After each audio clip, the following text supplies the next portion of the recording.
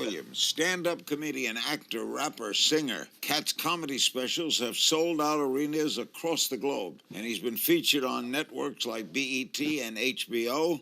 On the big screen, we've seen him in films like Friday After Next, Norbit, and First Sunday, just to name a few. Katt is currently in the middle of his new stand-up comedy tour called the Great American Tour, a version of which will be coming to Netflix on January 16th, 2018. He is also set to star alongside Ed Helms and Owen Wilson in Father Figures. That much-awaited film is due out December 22nd of this year. Katt, thanks for coming. You're on the Great American Tour. What topics are you covering in this Great American Tour? First, Larry, I'd be remiss if I didn't say what a great pleasure this is to be with you. I think you need to know that for a lifetime you've been an exposer of substance.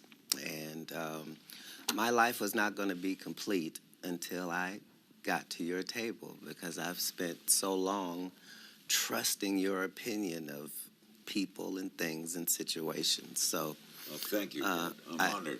Have to start with that. As far as the Great America Tour goes, this had to be written last year, and the tour prior to that was Conspiracy Theory. So we put out some things in that tour that we thought might happen, and this tour is just a reminder that no matter what America goes through, that's part of what makes us great. It's not... So it's very topical. I try to be, if possible. You write the whole thing out? Mm-hmm. It's no ad-libbing?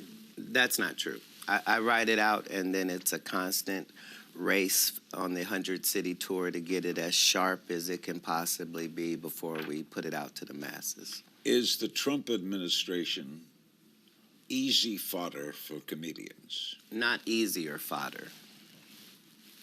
More, but not easier. As comedians, we like things to be on the fringes. And this is not a fringe conversation. This is a very mainstream conversation.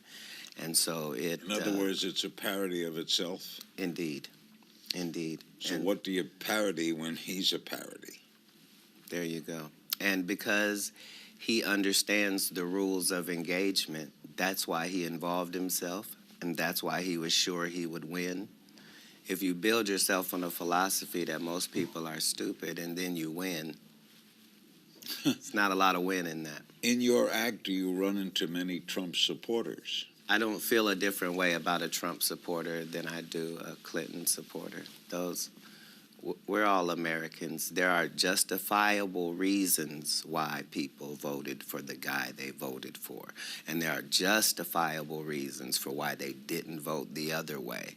And when we continue to not address what people's genuine concerns are because of how they look or what we have already preconceived about them, then we lose as a nation. Do you sing in your act? Never. No. But you are a singer and a rapper too, right? Well, you are the things you try. It's just what modicum of success you're having. But stand-up is the lifeblood, and so I don't mix anything with it. Would you say it was unbelievable history the other night when a white man elected in Alabama on the Democratic ticket in his victory speech quoted Martin Luther King Jr.? No. In order to be involved in the things these people are allegedly or actually involved in, it means you have to have a lot of cojones. You have to be willing to do things that most of us would go, you don't do that. And so because they lack that filter, it's not a big deal to ride in on a horse named Sassy as a pedophile. But he lost. Yes. Yes. And the winner quoted Martin Luther King. Yes, but understand, this is not a right side, wrong side situation. This guy being ridiculously wrong does not make the other guy more right. So how did you look at the election? Like a great American. We are America no matter who the president has been. Were there good things about the guy? Yeah. Reagan, Clinton, Bush, These were not bums. These guys tried as hard as they could, and each of them had a different plan and a way they were going to attack things. But we are not our country. Our country is us. So whoever the president is, that directly affects us, and yet it does not. We're a great country because of the people involved. So we rise above it no matter who is president? Naturally. Except we're affected by who is president. Absolutely. But we have to address why. And until we address why and keep trying to act like a portion of our rural population has a different thought process than the urban one, no, these are not the case. But they don't know that because they're never there in real life. Has your comedy changed over the years? Yes, sir. The worse my personal life is, the better my stand-up career is. Because you've had some trouble in your personal life. Well, it's not all been pleasant, but the effect on my product has not been adverse. So I've in other learned words, as much if from you've the had a losses. run-in with and were arrested or something, Right. and you're on stage the next night, Yeah. that makes the next night better? No, it's that I'm an experimental person, and so a lot of times in order for me to present the case, I had to do a real-life experiment. My experiment found that wherever I was always the guilty party no matter what, and nothing happens to anybody. As soon as we remove me from the situation is better. And so that was something I was trying to present on behalf of Black people, and I got lost in my own experiment and fell victim to it. But these are the hassles. Next, we're going to take a look at Katt Williams' incredible career, including how he got started in the comedy business. Plus, what are we going to get from his new film, Father Figure? Before we get into that, I just want to say somebody being winning an election doesn't mean the other person is wrong. People are right in their own ways, and people are wrong and right in their own ways, as Katt Williams says. And when it comes to Donald Trump, he knows for sure how to engage the audience, how to keep people engaged. Even though he's going to a lot of issues in this 2023, he has a high shot of winning the elections in 2024. Let's continue listening to Katt Williams and okay. 22nd, the Great American Tour is in progress. How many states you going to? We're at 100 already, so we'll be resetting soon. Well, we only got 50 states. You're going to hit every state? Well, you try to hit every state, all the major cities in the state. Okay, you've had a successful career. Is stand-up, you said a successful film career, is stand-up still number one? I believe stand-up will always be number one just because it cuts out the least amount of variables. It's really just the conversation between myself and the fan base with nothing in between. So I value that, but I am in love with television and film as well. Were you a funny kid? Not that I remember. My father was hilarious. I had a funny family. I just loved funny. I didn't ever remember anybody saying that was a career choice for me or I had that potential. You grew up in Cincinnati? I was born in Cincinnati, but primarily raised in Dayton, Ohio. Ohio. Mm-hmm. You remember your first stand-up? Oh, yes, vividly. Where was it? It was in a place called Ruskin, Florida, and I was out with some friends who were older than me, and they decided they were going to a club afterwards. And I'm the youngest in the group. Everybody's of age, 21 or over, and I'm not. I'm 16. Nobody knows that. I'm already away from home. This is a big deal. We're in line, and I'm realizing I'm going to get here, not have the ID, and have to answer for this with my group. And then people are going past the line, and they're not standing in line. They're telling this guy, I'm a comedian, and they're getting right in. So I join that line to be told, okay, you're number 5. That doesn't mean anything to me. I get in the club, and I find out this is a comedy competition, and I am comedian number 5, and you have to do 5 minutes. And so I got up and I just talked about being the only black guy in a white town and what that was like for 5 minutes. And I won. But I won $25, and I remember thinking I was pretty good at that.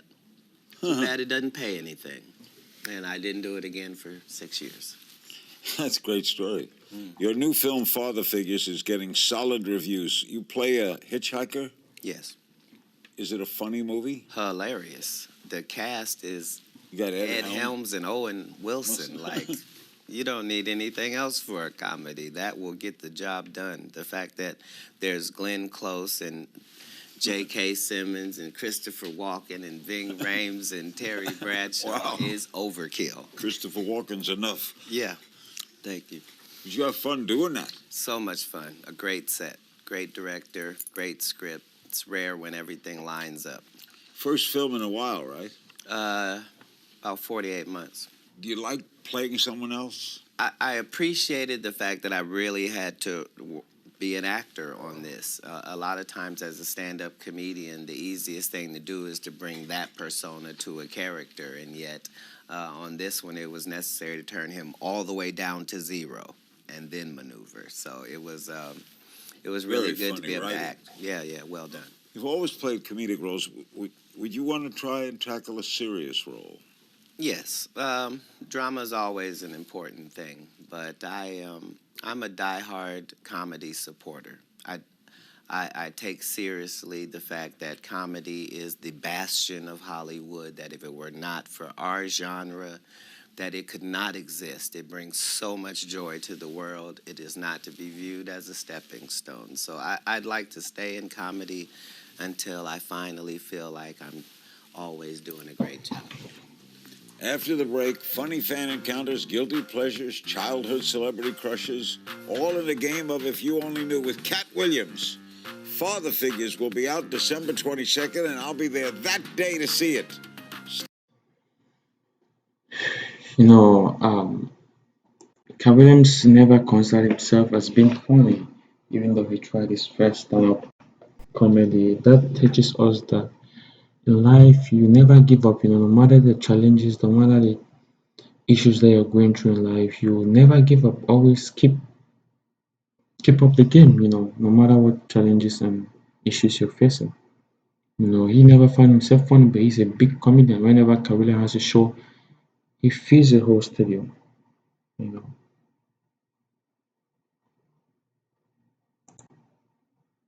Katt Williams, the Great American Tour, is in progress right now, and the film Father Figures, we saw that great clip, will be out December 22nd. We play a little game of If You Only Knew. You do not have to answer them, Katt. Excellent. It's not a court, but we'd appreciate your answers. Excellent. Who was your childhood celebrity crush? Kim Fields. Secret talent? Clairvoyant. You're clairvoyant. Yes, sir. Psychic?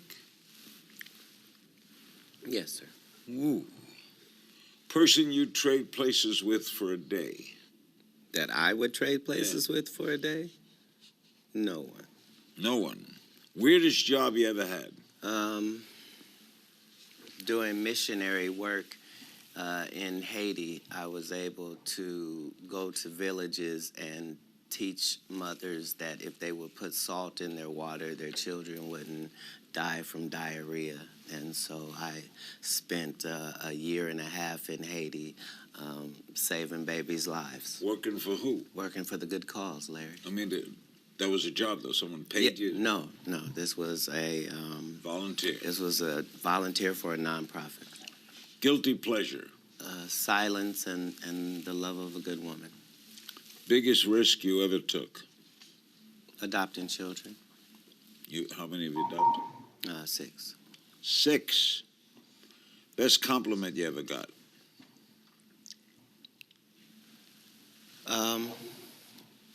You're good enough. What never fails to make you laugh? People smiling. Worst piece of advice you ever got? Don't ever change. Something you wish you were better at? Dealing with liars. Best perk of being a celebrity? Got a lot of ladies. There's no perk to be. Come on, Katt. You get online to nightclub. You're going to perform. You're going to go in first. Yeah, none of that's because of celebrity, as you know, Mr. King. Who would you like to be stranded on a desert island with? An excellent swimmer. That's the best I've heard yet. Thank you. Strangest fan encounter. I met a fan, and she explained to me very definitively that she was my biggest fan. And I explained to her that couldn't be the case. I've slept with most of my biggest fans. I tell her, it wouldn't. Everything I said, she was like, no, it's really me. And then she reveals her leg, and she has a life-size, it's almost a tattoo of me that she has on her leg. And I then conceded that she was my biggest fan. Did you take it any further? No, out of respect for her and myself, I did. Something you long believed to be true but realized wasn't. Well, as one of the main opponents of the Illuminati, I always wanted to know what information they had that we didn't. And I found out, I was always wondering how our God could have been so thrown off by a story of a tree and fruit. And then I found out that that's not the case at all. Adam was God's son, which means Eve was his daughter. And if they have sex, that ruins everything. And that's what happened. And that's a piece right there. Excellent observation. Thank you. For sure. I never thought about it that way though. I never thought about it that way. The perks of being a celebrity star is you get to enjoy a lot of privileges, and also people like you. If you do a video, it easily blows up. That's the perks of being a popular celebrity star, Mr. Katt.